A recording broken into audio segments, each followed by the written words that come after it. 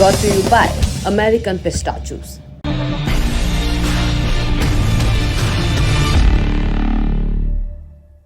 भारत की अर्थव्यवस्था दुनिया में तीसरी सबसे बड़ी होगी। प्रधानमंत्री नरेंद्र मोदी के तीसरे कार्यकाल में ऐसा प्रधानमंत्री ने खुद कहा है। चुनाव नहीं हुए, चुनाव की तारीखें भी घोषित नहीं हुई, लेकिन प्रधानमंत्री ने ऐलान कर दिया। अब कर दिया तो कर दिया। मुद्दे की बात यह है कि इस दावे में दम कितना है, क्योंकि जनता की स्मृति में 5 ट्रिलियन के दावे भी धुंधलाए नहीं। सरकार ने प्रोसेस भी बताया कि कोरोना और यूक्रेन की वजह से ये लक्ष्य हासिल नहीं हुआ, पर वादे करते वक्त ये नहीं कहा जाता कि शर्तें लागू वाला मामला है। ऐसे में प्रधानमंत्री के ताज़ा दावे पर प्रतिक्रियाएं आना लाजमी था। पूर्व वित्त मंत्री पी चिदम्बरम ने याद दिलाया कि तीसरी अर्थव्यवस्था तो हम बन जाएंगे, लेकिन प्रति व्यक्ति आय यानी पर कैपिटा इनकम के लिहाज से हम दुनिया में 128वें स्थान पर हैं। वहीं पूर्व वाणिज्य मंत्री और वरिष्ठ भाजपा नेता सुब्रमण्यम स्वामी कह रहे हैं, तीसरी बड़ी अर्थव्यवस्था तो हम हैं ही, लेंस बदल कर देखिए। कंफ्यूजन हो रहा है, इसलिए आज दिन की बड़ी खबर में प्रधानमंत्री नरेंद्र मोदी के दावे के असली मायने निकाले जाएंगे और ये समझा जाएगा कि तीसरे या दूसरे या पहले स्थान का हासिल होगा क्या ये सिर्फ गर्व का विषय होगा? जिस सफलता का सपना दिखाया जा रहा है उसमें क्या सब शामिल होंगे? क्या उन लोगों का जीवन भी सुधरेगा जो सरकार से मिलने वाले मुफ्त राशन पर आश्रित हैं? किस्तों में बंधी मिडिल क्लास की जिंदगी में कितना सुधार आएगा? यानी जब देश की अर्थव्यवस्था बड़ी होगी तो संसाधन और जो आय है वो कुछ लोगों तक सीमित ज़्यादा रहेगी या सब तक उसका लाभ मिलेगा? इन्हीं सवालों के जवाब खोजेंगे। नमस्कार, सौरभ द्विवेदी नाम है हमारा और आप देखना शुरू कर चुके हैं लल्लन टॉप शो। प्रधानमंत्री ने यह बयान 26 जुलाई को दिल्ली में प्रगति मैदान में दिया। यहां वो इंटरनेशनल एग्जीबिशन कन्वेंशन सेंटर यानी IECC, जिसे भारत मंडपम भी कहा गया है, उसका उद्घाटन करने पहुंचे थे। ये पहली दफा नहीं है जब प्रधानमंत्री ने भारतीय अर्थव्यवस्था को लेकर दावा किया हो। पिछले महीने जब वो अमेरिका गए थे तब अमेरिकी कांग्रेस को संबोधित करते हुए प्रधानमंत्री ने कुछ ऐसा ही कहा था कि जब मैं पहली बार प्रधानमंत्री बनकर अमेरिका आया था तब भारत दुनिया की 10वीं सबसे बड़ी अर्थव्यवस्था थी। आज भारत 5वें नंबर पर है और जल्द ही तीसरी सबसे बड़ी अर्थव्यवस्था होगी। इंटरनेट पर प्रधानमंत्री के ऐसे बयान सर्च करिए तो खूब मिलेंगे, लेकिन सही संदर्भ के बिना इन बयानों की तारीफ या आलोचना दोनों गलत रहेंगे। इसलिए कुछ चीज़ों पर गौर करिए। पहले समझते हैं कि जीडीपी है क्या। अंग्रेजी में ग्रॉस डोमेस्टिक प्रोडक्ट, हिंदी में कहते हैं सकल घरेलू उत्पाद। सकल का मतलब सभी, घरेलू यानी घर संबंधी, और घर का यहाँ आशय है देश से। उत्पाद का मतलब है उत्पादन या प्रोडक्शन। कुल मिलाकर देश में हो रहा हर तरह का उत्पादन। उत्पादन कहाँ होता है? कारखानों में, खेतों में। कुछ बरस पहले इसमें शिक्षा, स्वास्थ्य, बैंकिंग और कंप्यूटर जैसी अलग अलग सेवाओं यानी सर्विसेज के सेक्टर को भी जोड़ दिया गया। इस तरह उत्पादन और सेवा क्षेत्र के कुल मूल्य को कहते हैं जीडीपी।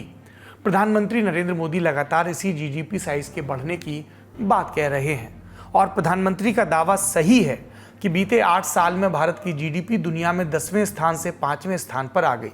फिलहाल भारत की जीडीपी का आकार है 3.7 ट्रिलियन डॉलर यानी 303 लाख करोड़ रुपए। यहाँ हम माफ़ी के साथ एक बात भी रखना चाहते हैं। अमूमन हम विदेशी मुद्राओं वाली रकम को रुपए वाले मूल्य में बताते हैं, लेकिन आज जब हम अलग अलग देशों की जीडीपी की तुलना करेंगे तो हम अंतर्राष्ट्रीय मानक यानी यूएस डॉलर में ही बात करेंगे, क्योंकि जापान और जर्मनी जैसी अर्थव्यवस्थाओं के आंकड़ों को पहले ही एक बार कन्वर्ट किया जा चुका है। दोबारा ऐसा करने से गणना में फर्क आने की आशंका रहेगी। हम 5वीं सबसे बड़ी अर्थव्यवस्था हैं। ऊपर के 4 कौन हैं? पहले पर अमेरिका है, दूसरे पर चीन, तीसरे पर जापान, चौथे पर जर्मनी और 5वें पर हम भारत वाले। जिन देशों को 9 बरस में हमने पीछे छोड़ा वो कौन से हैं? यूके, फ्रांस, रूस, कनाडा और इटली। भारत की अर्थव्यवस्था 5वें नंबर पर है और तीसरे पर हो जाएगी। ये केवल प्रधानमंत्री नहीं कह रहे। इस प्रोजेक्शन को लेकर कई सारी मीडिया रिपोर्ट्स भी छप चुकी हैं। कई फाइनेंशियल फर्म भी ऐसा ही अनुमान लगा रही हैं।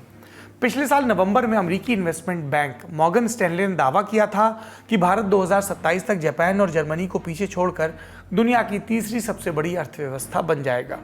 मॉर्गन स्टैनले ने अपनी रिसर्च में कहा था कि साल 2031 तक भारत की जीडीपी आज के 3.5 ट्रिलियन डॉलर के मुकाबले दोगुनी से ज़्यादा यानी 7.5 ट्रिलियन डॉलर की हो जाएगी। अंतर्राष्ट्रीय मुद्रा कोष यानी IMF का भी यही अनुमान है। इकोनॉमिक टाइम्स की फरवरी 2023 की रिपोर्ट के मुताबिक आईएमएफ ने अनुमान लगाया कि 2027 तक भारतीय अर्थव्यवस्था का साइज 5.4 ट्रिलियन डॉलर तक होगा। भारत जापान और जर्मनी को पीछे छोड़ देगा। कुछ रिपोर्ट्स इससे भी आगे की बात करती हैं, 2075 तक का अनुमान लगाती हैं। अमेरिकी इन्वेस्टमेंट बैंक गोल्डमैन सैक्स ने इस महीने अपनी रिपोर्ट में बताया था कि साल 2075 तक भारत अमेरिका को पीछे छोड़कर दुनिया की दूसरी सबसे बड़ी अर्थव्यवस्था बन जाएगा।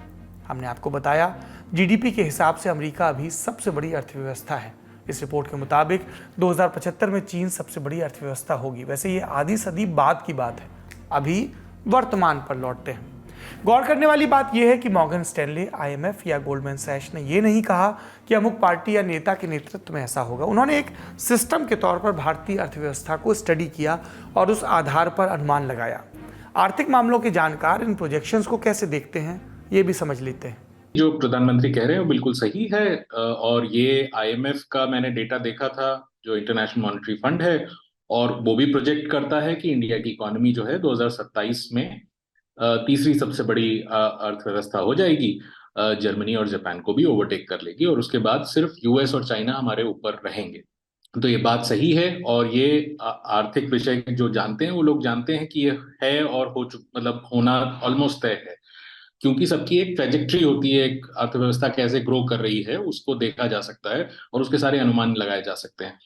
और जो वजह है इसकी समझने की वो ये है कि अगर आप देखें कि 2014 से 2023 के बीच में जब हमने 10वीं पायदान से 5वीं पायदान पे आए हैं तो हमने 5 कंट्रीज को ओवरटेक करा है।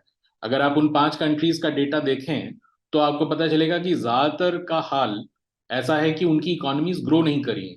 तो मतलब इस तरीके से समझें कि गाड़ी आपकी तो गाड़ी तेज चल रही है लेकिन बाकी गाड़ी खड़ी हुई है। तो दोनों ही चीजें हैं कि हमारी गाड़ी चल रही है, उनकी गाड़ी रुकी हुई है, दोनों चीजें हैं। और एक चीज और समझने की है कि हम लोग अक्सर लिखते रहते हैं कि भारत की अर्थव्यवस्था स्लो हो गई है पिछले 10 सालों में या 9 सालों में, एज अगेंस्ट उससे पहले के 10 साल, मतलब जो 2004 से 14 के बीच का पीरियड है। तो उसका रीजन है 2004 से 14 के बीच में हमारी अर्थव्यवस्था 183% बढ़ गई थी और 2014 से 2023 के बीच में हम सिर्फ 83% बढ़े हैं। तो दोनों चीजें हैं समझने की कि हाँ हम आगे बढ़ रहे हैं, लेकिन उसके 2 वजह हैं, बाकी लोग भी रुके हुए हैं इस वजह से, और यही वजह होगी कि हम जापान और जर्मनी को भी ओवरटेक करेंगे आने वाले 2-3 सालों में। माने हम बिग 3 में शामिल तो हो रहे हैं, ये तय है, लेकिन जैसा आपने सुना इसमें जितना हमारा अच्छा प्रदर्शन शामिल है उतना बाकियों का खराब प्रदर्शन भी। 2014 के बाद से भारत ने जिन 5 देशों को पीछे छोड़ा उनमें सबका प्रदर्शन खराब रहा। जीडीपी ग्रोथ के आंकड़े देखिए, ब्रिटेन 3%, फ्रांस 2%, रूस 1%। इन 3 ने तो फिर भी कुछ ग्रोथ की। इटली की जीडीपी तो बिल्कुल ही नहीं बढ़ी और ब्राजील की जीडीपी 15% घट गई। अब इस एक आंकड़े की लोग अपने अपने ढंग से व्याख्या कर सकते हैं कि एक ऐसे दौर में जब दुनिया के दूसरे और ताकतवर मुल्कों की जीडीपी घट रही थी, हम अपनी जीडीपी की ग्रोथ को बढ़ाने में सक्षम रहे। फिर आर्ग्यूमेंट और भी ढंग से आते हैं। जीडीपी को तय करने के लिए आधार वर्ष भी तय किए जाते हैं, ये भी एक फैक्टर है। यानी अमुक साल में देश का जो कुल उत्पादन था वो 2023 से तुलना में कितना बढ़ा या घटा, इसे ही जीडीपी की दर माना जाता है। एक बेस सेट किया जाता है, इंडेक्स सेट किया जाता है। बढ़ोतरी हुई तो हम कहते हैं कि जीडीपी बढ़ी और तुलनात्मक रूप से उत्पादन घटा तो जीडीपी में कमी आई। जैसे साल 2022-23 में भारत की अर्थव्यवस्था 7.2% बढ़ी।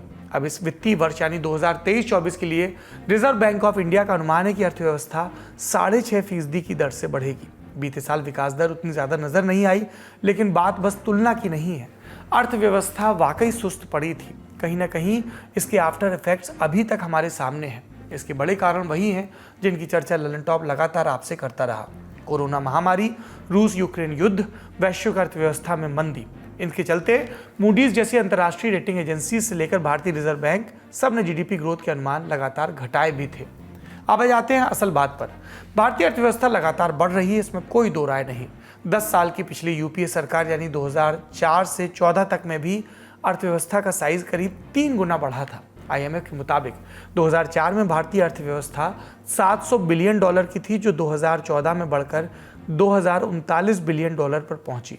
वहीं 2014 से 2023 के बीच भारत की जीडीपी 83% बढ़ी अगर 2014 से तुलना करें। सवाल यह है कि क्या सिर्फ नंबर अर्थव्यवस्था का पूरा हाल बताने के लिए काफ़ी है? देश के पूर्व वित्त मंत्री पी चिदम्बरम ने प्रधानमंत्री के बयान के बाद एक ट्वीट किया जिसमें लिखा कि जीडीपी के मामले में भारत 5वें नंबर पर है। ये गर्व करने वाली बात है, पर प्रति व्यक्ति आय के मामले में भारत 128वें नंबर पर है। ये हमें सच्चाई बताती है और तेज गति से विकास के लिए आगे बढ़ने को कहती है। एक दिन भारत दुनिया की तीसरी सबसे बड़ी अर्थव्यवस्था बन जाएगा, लेकिन हमारा लक्ष्य प्रति व्यक्ति आय बढ़ाने और दुनिया के टॉप 10 देशों में शामिल करने पर प्रति व्यक्ति आय के हिसाब से होना चाहिए। हमें प्रति व्यक्ति आय पर बात करनी चाहिए। ये समृद्धि को मापने का सही तरीका है। देश की कुल कमाई को उसकी जनसंख्या से बांटने पर जो रकम निकलती है वही पर कैपिटा इनकम यानी प्रति व्यक्ति आय कहलाती है। ऐसे कह लीजिए कि देश का हर नागरिक औसतन इतने रुपए कमाता है। एक कंपनी का उदाहरण लेते हैं। इसका मार्केट कैपिटल मान लीजिए 5,000 करोड़ रुपए है, तो क्या उसमें काम करने वाले सभी लोग बराबरी से वेतन पाते हैं? जवाब है नहीं। कुछ लोग 15-18 हज़ार रुपये प्रति माह के वेतन पर भी काम कर रहे होते हैं और कुछ लोग योग्यता या पद के अनुरूप ज़्यादा पैसा पाते हैं। इन सब की मेहनत से कंपनी विकास कर रही है। 1 करोड़ पाने वाले भी इसी स्ट्रक्चर का हिस्सा हैं और 18,000 पाने वाले भी, पर कंपनी इन्हें देखती अलग अलग है। इसमें ज़रूरी बात यह है कि कंपनी एक प्राइवेट एंटिटी है जो जवाबदेह नहीं है। वो जैसे मर्जी अपना बिजनेस चला सकते हैं एक कैपिटल स्ट्रक्चर में, क्योंकि लक्ष्य एक ही है, मुनाफा। कई कंपनियां इस मुनाफे को अपने कर्मचारियों के बीच अपने अपने अनुमान या लक्ष्य के हिसाब से बांटती भी हैं, पर समान वितरण नहीं होता है। सरकार की फिलॉसफी अलग होती है। उसका मकसद है जन कल्याण। इसीलिए जनप्रतिनिधि जवाबदेह होते हैं और जवाबदेही तय करने के लिए एक इंस्टीट्यूशनल फ्रेमवर्क भी होता है। इन सबको इस बात की गारंटी देनी होती कि हर जन तक अन्न पहुंचे, रोजगार के पर्याप्त अवसर हों, महंगाई काबू में रहे, हर व्यक्ति जो अपना समय, ऊर्जा, क्षमता देश की तरक्की में लगा रहा है उसे उसकी काबिलियत के हिसाब से हक अदा हो और एक बेसिक पैरामीटर पर तो हर नागरिक को बुनियादी सुविधाएं मिलें। इसीलिए ये तर्क भले ना दिया जा सके कि देश में सभी की आय बराबर हो भी नहीं सकती, पर सरकार की जिम्मेदारी है कि वो न्यूनतम आय सुनिश्चित हो जिससे आम नागरिक अपनी ज़रूरत पूरी कर सके, आर्थिक विषमता ना हो। इस नज़र से जीडीपी एक माकूल पैमाना है कि नहीं, ये भी सुनते हैं अर्थ के जानकारों से। ये सच है कि अगर अगले कुछ सालों में भारत की अर्थव्यवस्था ऐसे बढ़ती रहेगी जैसे पिछले 15-20 साल से बढ़ती है, तो शायद पोजीशन नंबर 3 में आएगी, मोदी जी रहे या न रहे। लेकिन इस संदर्भ में मैं प्रधानमंत्री जी को 2-3 चीज़ों की याद दिलाना चाह रहा हूँ। पहले ये है कि अर्थव्यवस्था के स्वास्थ्य का मूल्यांकन जीडीपी से नहीं होता है, पर कैपिटा जीडीपी से होता है। और पर कैपिटा जीडीपी अगर देखें तो भारत का पोजीशन ना नंबर 3 है ना नंबर 5 है, लगभग 125 के आसपास होगा। नंबर 2, जीडीपी की वृद्धि देखें या पर कैपिटा जीडीपी की वृद्धि देखें, दोनों में मोदी जी के ज़माने में गिरावट आई है, न कि बढ़ोतरी आई है। और नंबर 3 ये कि अगर लोगों की रहने की स्थिति की बात करें तो ये सिर्फ जीडीपी की बात नहीं है या पर कैपिटा जीडीपी की बात, ये रोज़गार, मजदूरी और सार्वजनिक सुविधाओं की बात है। और इन तीन चीज़ों में पिछले कुछ 8-9 साल में कोई ख़ास सुधार नहीं हुआ। मजदूरी की बात करें तो महंगाई के हिसाब से मजदूरी लगभग नहीं बढ़ी, और सार्वजनिक सुविधाओं की बात करें और ख़ास करके स्वास्थ्य और शिक्षा की बात करें तो उसमें भी कोई ख़ास सुधार नहीं हुआ।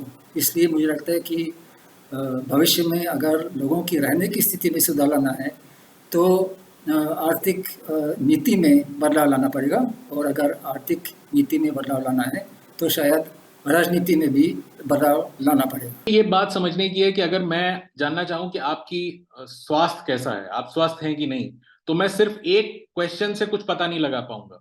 मान लीजिए मैं आपसे पूछता हूं कि आपका वजन कितना है, तो अगर आप बोल देंगे कि 200 किलो है या 35 किलो है तो मैं समझ सकूंगा कि कुछ तो गड़बड़ है। लेकिन अगर आप बोलेंगे 78 है तो मुझे कुछ समझ में नहीं आएगा कि क्या हुआ इससे।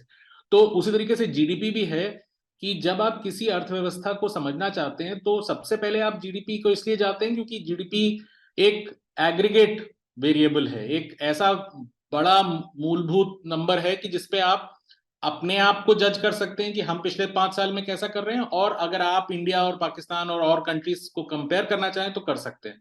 लेकिन जीडीपी अपने आप में सब कुछ आपको सारा सत्य बता देगा, ऐसा कुछ नहीं है। जैसे और पिछले साल हम लोगों ने यूनाइटेड किंगडम को ओवरटेक करा था, तो हमारी इकोनॉमी उनसे बड़ी हो गई, लेकिन प्रति व्यक्ति आय एक और वेरिएबल है। तो total I of the country और प्रति व्यक्ति आय एक और वेरिएबल है। अब प्रति व्यक्ति आय में हमारी प्रति व्यक्ति आय है $2,600 और यूनाइटेड किंगडम की प्रति व्यक्ति आय है $47,000। मतलब वो 22 गुना हमसे ज्यादा है प्रति व्यक्ति आय में। तो मतलब वहां पे आम तौर पे अगर आप प्रॉस्पेरिटी की बात करें, खुशहाली की बात करें, तो वहां ज्यादा है। तो जीडीपी अपने आप में कोई गलत मेजर नहीं है, लेकिन जीडीपी अपने आप में सब कुछ नहीं बता देगा आपको, वैसे ही जैसे वजन नहीं बता देगा सबके स्वास्थ्य के बारे में, ये है। तो जैसे अगर आप समझना चाहें कि जैसे भारतीय जैसे व्यवस्था है उसको और अच्छा समझना चाहें, किसी भी अर्थव्यवस्था को और अच्छा समझना चाहें, तो आपको सिर्फ जीडीपी नहीं देखना चाहिए, आपको प्रति व्यक्ति आय देखनी चाहिए। लेकिन प्रति व्यक्ति आय भी काफी नहीं होती, क्योंकि प्रति व्यक्ति आय एक बेसिक अरिथमेटिक मीन है। आपको ये भी देखना पड़ेगा कि वहां पे कितनी पॉवर्टी है, इनइक्वालिटी कितनी है। हमारी कंट्री है बहुत बढ़िया उदाहरण है कि बहुत सारी इनइक्वालिटी है, लेकिन प्रति व्यक्ति आय ऊपर है उतने के बावजूद, क्योंकि कुछ लोग बहुत ज्यादा कमा रहे हैं, लेकिन वो तो इनइक्वालिटी की वजह से, तो इनइक्वालिटी देखनी पड़ेगी। तो हेल्थ पैरामीटर्स देखने पड़ेंगे। अब मैं जैसे कुपोषित बच्चे, इंडिया में सबसे बड़ा पूल है दुनिया का, दुनिया के सबसे ज्यादा, किसी भी कंट्री में सबसे ज्यादा कुपोषित बच्चे किस कंट्री में? इंडिया में है। दुनिया में सबसे ज्यादा गरीब किस कंट्री में? इंडिया में है। लेकिन ये भी सच है कि इंडिया में बहुत सारे अमीर हैं। तो इस तरीके से वेरिएबल्स आपके poverty, inequality, health parameters, education statistics, कि हमारे बच्चे पढ़ते हैं लेकिन वो सॉल्व नहीं कर पाते कोई चीज, तो ये भी देखना पड़ेगा आपको उसके लिए भी। तो इस तरीके से आपको अलग अलग वेरिएबल्स देखने पड़ेंगे अगर आप सच में जानना चाहते हैं कि भारत का सच क्या है। मतलब जीडीपी आदमी का वजन तो बता देगा, लेकिन उसके अलावा कुछ नहीं। दर्द कहाँ है, कितना है, वैसे ही जैसे इसी देश में कहीं पानी इफरात में और कहीं है ही नहीं। इस डॉक्यूमेंट्री को बनाने के लिए हमारे साथी रजत, रूहानी, सोनल और मोहन बाड़मेर के इलाके में गए थे जून के महीने में। अर्थ के बरक्स आप पानी की गैर बराबरी देखना चाहें तो ये देख सकते हैं।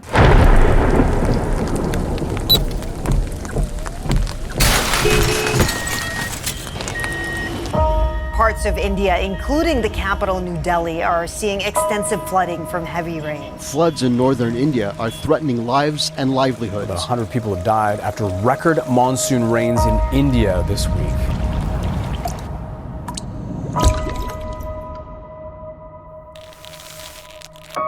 अल्लाह आपकी एक दुआ कबूल करेगा। क्या दुआ मांगोगे? अल्लाह करे पानी थे, एक सुख दो मुझे।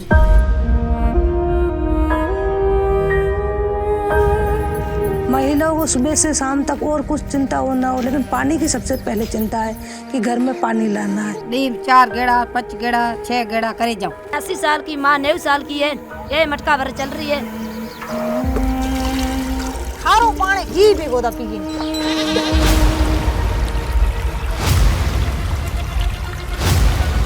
नीचे फ्रैकिंग हो रही है, बड़े हाई लेवल के केमिकल्स डालते हैं। रात एकदम ब्राउन हुए हैं लोगों को उस पानी की वजह से।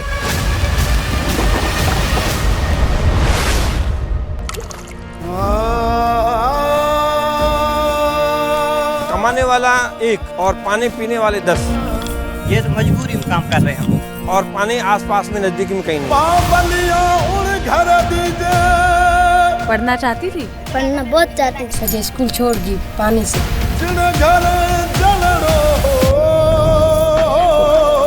ये सब जो बाहर उठाने से तो उसका बच्चा गिर गया। इसके बाप ने इसको सिखाया क्या पानी नहीं ला सकता?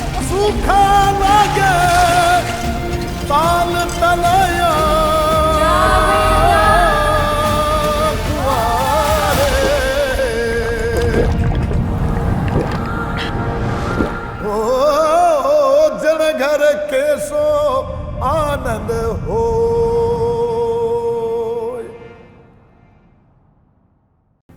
वापस से खबर पर आते हैं। इलेक्शन कमीशन दावा करती है कि वो कितने अंदरूनी से अंदरूनी इलाकों में मतदान करवाते हैं। सरकार दावे करती है पूरे देश को डिजिटल करने के मिशन पर है। और फिर ये जगह है जहां अभी पानी नहीं पहुंचा। 75 साल की आज़ादी और पानी की गैरबराबरी पर बनी ललन टॉप की एक खास डॉक्यूमेंट्री आ रही है 29 जुलाई को शाम 6 बजे। एक सत्य उनका भी देखिए। डॉक्यूमेंट्री पर बात हो गई। अगर आपको ललन टॉप की डॉक्यूमेंट्रीज पसंद हैं तो आप प्लेलिस्ट में जाके और पुरानी डॉक्यूमेंट्रीज भी देख सकते हैं। किसानों के आंदोलन पर, बीहड़ के हाल पर, कश्मीर के विषय पर बहुत सारी अलग अलग डॉक्यूमेंट्रीज हमारी टीम बनाती है। वापस टॉपिक पर आते हैं। अर्थव्यवस्था, जीडीपी और पर कैपिटा इनकम, इस पर आते हैं। पूर्व केंद्रीय मंत्री और 6 बार के राज्यसभा सांसद सुब्रमण्यम स्वामी ने प्रधानमंत्री के बयान पर सवाल उठाया। अक्सर सरकार को घेरते रहते हैं। उन्होंने आज सुबह ट्विटर पर लिखा, प्रधानमंत्री के लिए ट्वीट करने वाले पीएमओ के लोगों के साथ दिक्कत यह है कि पीएमओ के जॉइंट सेक्रेटरी आधे पढ़े लिखे हैं। परचेजिंग पावर पैरिटी के हिसाब से भारत पिछले कम से कम 20 सालों से दुनिया की तीसरी बड़ी जीडीपी रही है और मोदी कहते हैं कि भविष्य में तीसरी बड़ी जीडीपी होगी। पीएमओ में इकोनॉमिक्स पर ज्ञान का अभाव काफ़ी ज़्यादा है। आलोचकों ने कहा कि ये सुब्रमण्यम स्वामी की अपनी नाराज़गी है, क्योंकि वो बरसों बरस से कभी अटल बिहारी वाजपेयी के समय और कभी नरेंद्र मोदी के समय खुद अर्थव्यवस्था के संचालकों में, नियामकों में आना चाह रहे हैं। और जो इस आलोचना के आलोचक हैं, उन्होंने कहा इधर उधर की बात ठीक है, पर जो सवाल पूछे गए उनको बताइए। अब परचेजिंग पावर पैरिटी का जिक्र आया। ये एक तकनीकी शब्द है, हिंदी में से कहते हैं क्रय शक्ति समता।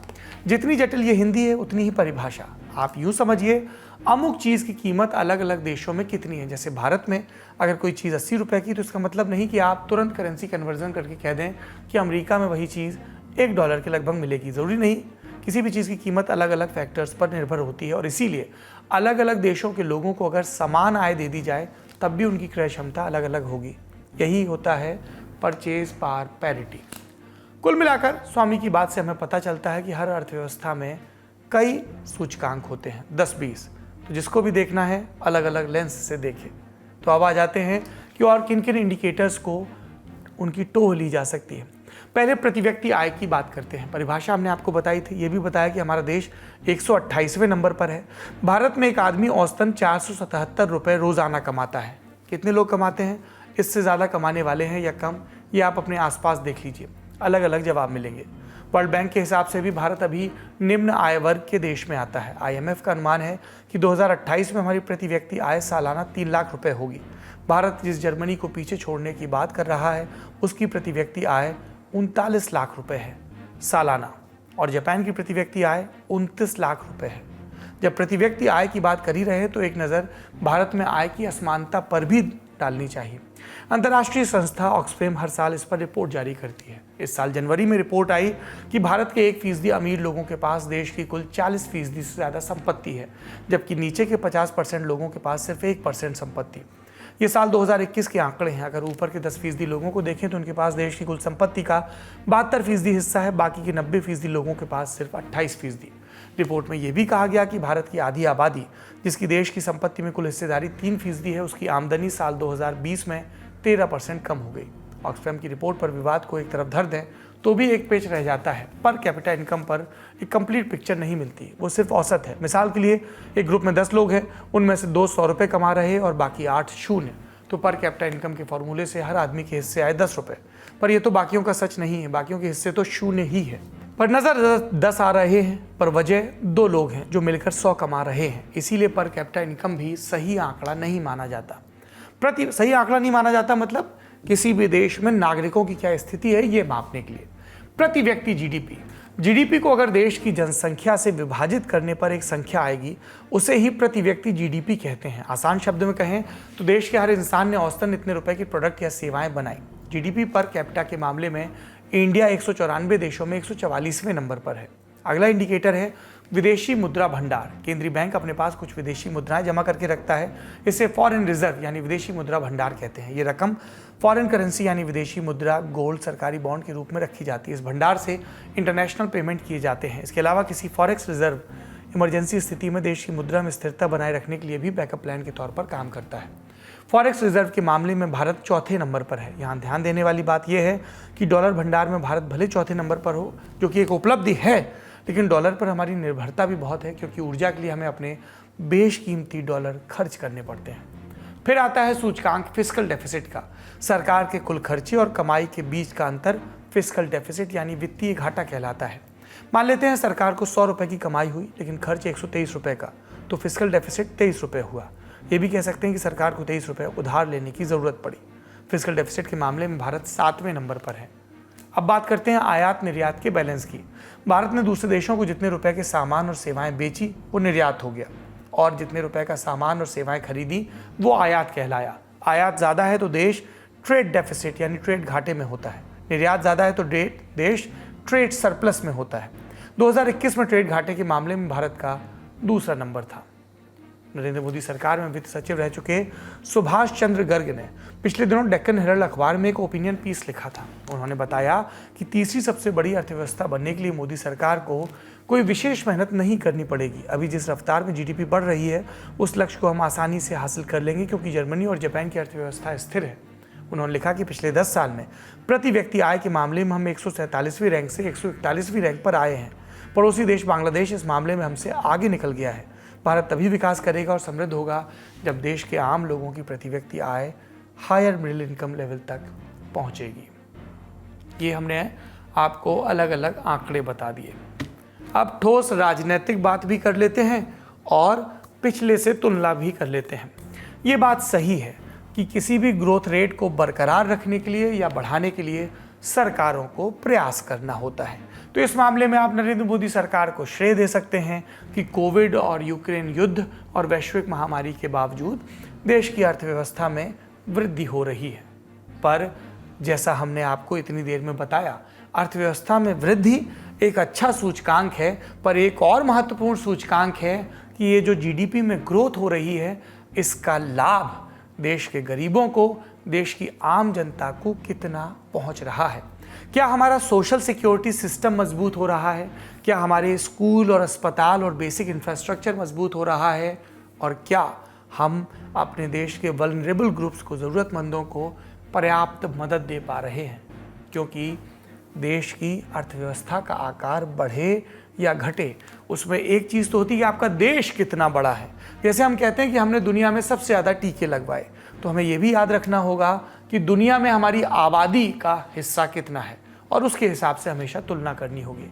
तो देश की जीडीपी बढ़े और देश में रहने वालों का जीवन स्तर भी बढ़े, रोजगार के मौके बेहतर हों, क्षमताओं के हिसाब से काम हो और क्षमताएं लगातार विकसित हों। ये वो सूचकांक है जिस पर लगातार हर सरकार को मापा जाएगा। एनडीए अपनी पीठ थपथपा सकता है कि उसने यूपीए के मुकाबले बेहतर किया। यूपीए कह सकता है कि उस समय हमें जो ग्रोथ रेट मिली थी उसको बदस्तूर जारी रखा। उनके अपने आर्ग्यूमेंट हैं, सब प्राइम क्राइसिस और वगैरह वगैरह, पर अंततः सूचकांक एक ही है कि नागरिक कितना बेहतर महसूस कर रहे हैं। इसलिए आप बताइए कमेंट बॉक्स में, आपके हिसाब से अर्थव्यवस्था की वृद्धि के इस आंकड़े को और भविष्य के दावों को आप कैसे देखते हैं। अर्थव्यवस्था पर बात यहीं समाप्त होती है। अब एक ज़रूरी जानकारी, ललन टॉप की ऐप पर आप इस शुक्रवार को खेलिए क्विज देश के सबसे बड़े क्विज मास्टर सिद्धार्थ बसु के साथ, जिन्होंने केबीसी समेत कितने ही क्विज शो बनाए। इस क्विज में मिलेगा आपको पूरे 100 लोगों को तगड़ा इनाम जीतने का मौका। क्विज लाइव होगी 28 तारीख को, यानी शुक्रवार रात 9 बजे। पर क्विज खेलने के लिए आपको हमारी app Lalan top app download करनी होगी। सूचना समाप्त। अपना और अपनों का ख्याल रखिए। शुक्रिया, शुभ रात्रि। पटना में 29 जुलाई की शाम 4 बजे जमेगा ललन टॉप अड्डा, कतई पढ़ाई वाला। हम होंगे और होंगे धांसू गुरुजी, मसलन अवध ओझा। अन अकेडमी और ललन टॉप आपके लिए अड्डा लेकर आ रहा है। अगर आप इसमें हिस्सेदार बनना चाहते हैं, यूपीएससी कलेक्टरी का ख्वाब पाले हैं, या और भी जीवन से जुड़े कोई प्रश्न हैं, तो आ जाइए। ये अवसर है हमारे और आपके संवाद का। बाकी जानकारी आपको डिस्क्रिप्शन में दिए लिंक में मिल जाएगी।